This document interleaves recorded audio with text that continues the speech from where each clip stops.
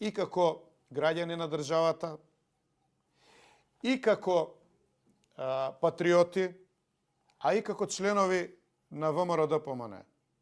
Значи, еве ги двата елементи. Јас, како што ќе видите после подоцна во материјалот на промоцијата на книгата за 50 совети, никогаш не пледирам на универзално значење на моите зборови. Јас никогаш не сум кажал дека ја познавам објективната вистина. Секогаш говорам за мои субјективни ставови. И секогаш кога говорам за моите субјективни ставови, нагласувам дека крајниот суд за тоа колку значат, вредат тие ставови и дали имат воопшто некакво значење, сте вие. Вие се определувате што е за вас стојалиште, политика, подршка или вистина. Но јас никогаш нема се откажам од правото, ни после вакви напади, кој што видовте веќе 2 пати во емисијата, кои што не се први, серија на напади имаше против мене во 2021, претходно во 2019 при промената на името. Постои истрага овластен од обвинител во полициската станица. Еден куп материјални докази се приберени. Чудесно се исчезнати некои.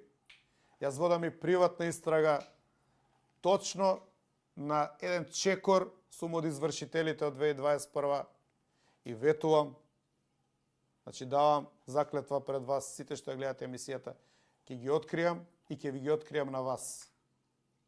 А исто така и на напаѓачите. На трага сум ви. Вие морате да бидете обзнанети. Мора да се знае дека сте високо интегрирани во политичка структура, а сте подземје, тепачи, насилници, криминалци, а можеби и убици.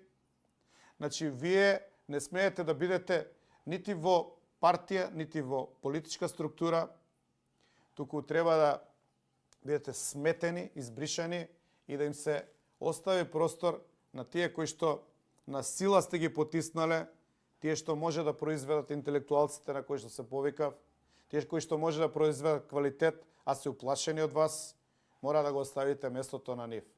Така што сублиматот на ова што го говораме, дека ќе продолжиме да ги демаскираме, ќе продолжам да ги ставам пред вас моите ставови.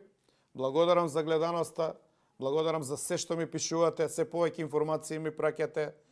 Приватно добивам информации скоро за сите општини, за злоупотреби, за поврзување на лични семејни линии, за непотизам и така натаму. И сите тие ќе бидат обзнанети од наредните епизоди, од првата епизода во наредната година.